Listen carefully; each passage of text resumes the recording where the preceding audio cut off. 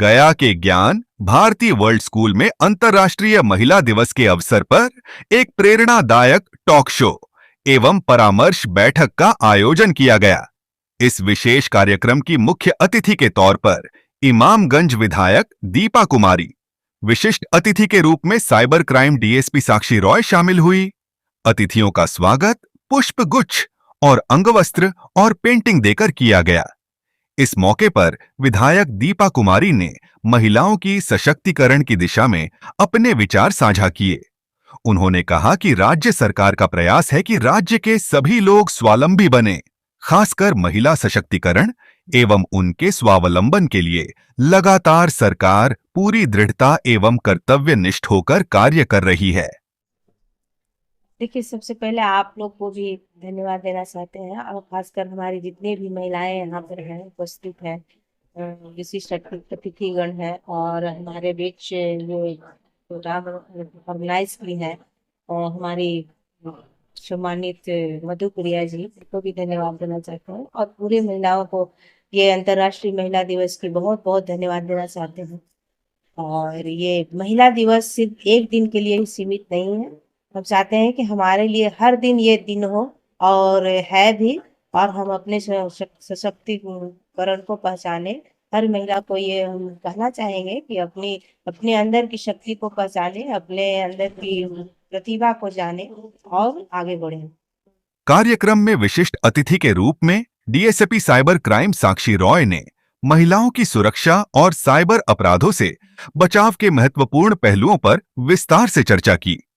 उन्हें कहा कि सोशल मीडिया पर अनजान लोगों से बातचीत न करने और संदिग्ध लिंक से बचने की सलाह दी गई। साथ ही महिला हेल्पलाइन 1090, आपातकालीन सहायता 112 और साइबर हेल्पलाइन 1930 के बारे में बताया गया। उन्होंने महिलाओं को हिंसा या उत्पीड़न की स्थिति में तुरंत पुलिस से संपर्क करने का आग्रह किया। साइबर से संबंधित जो समस्याएं होती हैं, अभी हम लोग थोड़ी देर पहले टॉक सेशन में भी डिस्कस कर रहे थे, तो सबसे पहले ज़रूरी है कुछ सावधानियां बरतें कि ये समस्याएं हो ही नहीं। जैसे कि जो डिवाइस हम लोग यूज़ करते हैं, मोबाइल फ़ोन, एप्लीकेशंस उसमें डाउनलोडेड रहते हैं, एप्लीकेशंस से हमारा डिवाइस चलता है। अननेसेसरी एप्लीकेशंस बहुत सारे होते हैं जिसकी वजह से एप्लीकेशंस जो परमिशन लेते हैं, जैसे माइक्रोफोन का एक्सेस हो गया या फिर आपका लोकेशन का एक्सेस या फिर कैमरा का एक्सेस, तो जितने अननेसेसरी एप्लीकेशंस होंगे उतने अननेसेसरी आपका सेंसिटिव इंफॉर्मेशन शेयर होता रहेगा। तो यहाँ से होता है डेटा ब्रीच। अननेसेसरी एप्लीकेशंस को अपने फ़ोन में नहीं रखना है।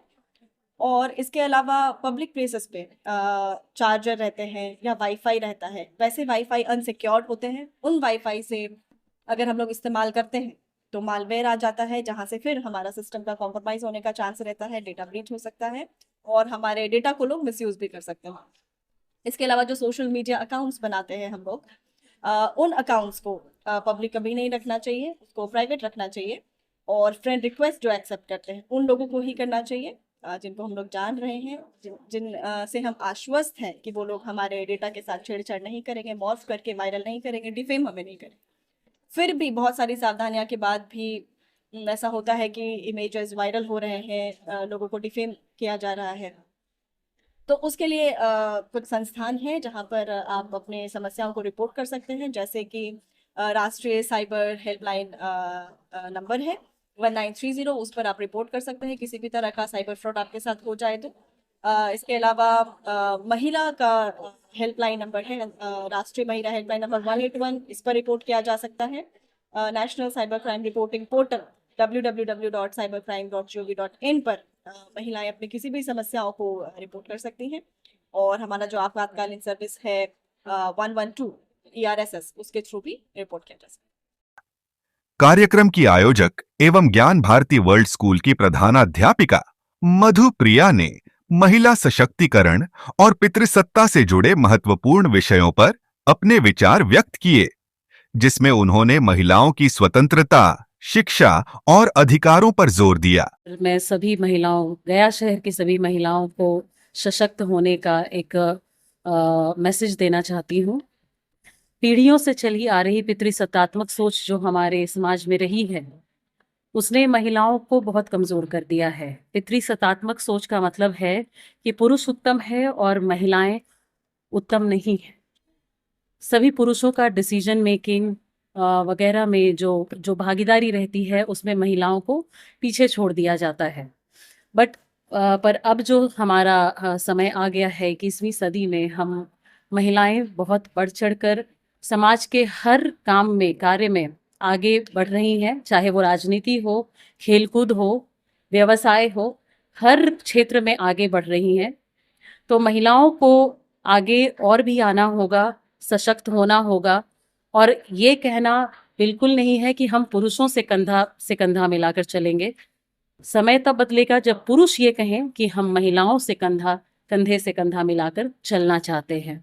तो अब ये जो लाइन सदियों से चली आ रही है कि महिलाएं पुरुषों से कंधा मिलाकर चल रही हैं, नहीं, अब हमें इस सोच को बदलना होगा और महिलाओं को अभी बहुत काम करने की ज़रूरत है। जागो, हर महिला को यही मैसेज है कि जागिए, अपनी शक्ति को पहचानिए और आगे बढ़िए, कर्मठ बनिए, और घर के साथ साथ आप समाज का भी उत्थान बहुत अच्छे से कर सकती हैं। जिस समाज में महिलाओं की भागीदारी होगी वही समाज आगे बढ़ेगा, सशक्त होगा। इनर व्हील क्लब गया की प्रेसिडेंट स्त्री रोग विशेषज्ञ डॉक्टर तेजस्वी नंदन ने भी अपने विचार साझा किए और महिलाओं की सामाजिक एवं आर्थिक स्थिति को मजबूत करने की आवश्यकता पर बल दिया। वहीं इनर व्हील की वाइस प्रेसिडेंट बाल विकास परियोजना अधिकारी रफीगंज स्नेहा सिन्हा ने महिला सशक्तिकरण के महत्व और समाज में महिलाओं की भूमिका पर अपने प्रेरणादायक विचार रखे। इस कार्यक्रम ने महिलाओं को आत्मनिर्भर बनने और समाज में अपनी पहचान स्थापित करने के लिए प्रेरित किया। इस कार्यक्रम में कई प्रतिष्ठित महिलाएं बतौर वक्ता उपस्थित रहीं, जिन्होंने महिला सशक्तिकरण, समाज में महिलाओं की भूमिका और उनके अधिकारों पर अपने विचार रखे। इनमें डॉक्टर मृदुला नारायण, इंदु कुमारी, शुभ्रा गुप्ता, एकता वर्मा, डॉक्टर मेघा सिन्हा और रचना मिश्रा तथा स्कूली छात्राएं आकृति, अदिति, प्रीति, लाइबा आफ्ताब एवं सृष्टि श्री भी शामिल थीं। इन सभी वक्ताओं ने अपने अनुभवों और विचारों को साझा करते हुए महिलाओं को जागरूक और आत्मनिर्भर बनने के लिए प्रेरित किया। उनके विचारों ने न केवल उपस्थित लोगों को प्रोत्साहित किया, बल्कि महिलाओं को अपने अधिकारों के प्रति सजग रहने और सामाजिक बदलाव में सक्रिय भूमिका निभाने का संदेश भी दिया। महिलाओं को कभी भी खुद को किसी भी जगह पे, किसी भी स्थान पे या किसी भी परिस्थिति में कमजोर नहीं समझना चाहिए। वो भी सक्षम है, बराबर के सक्षम है। जो पुरुष कर सकते हैं, महिलाएं भी हर चीज कर सकती हैं। ये कहना एक बहुत ही मिथ्या है कि ये काम पुरुष का है, ये काम महिला का है।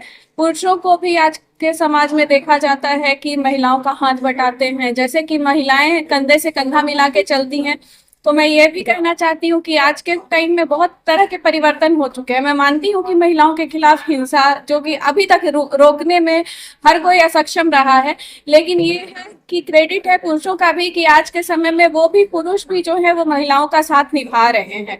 तो मैं यही कहना चाहूंगी कि महिलाओं को खुद को प्रोटेक्ट करना आना चाहिए, खुद को सही जगह पे, सही समय पर कि कैसे हम उस जगह पे अपना योगदान दे सकते हैं, ये सारी चीजें आनी चाहिए। और महिलाओं को कभी भी खुद को कम नहीं समझना चाहिए।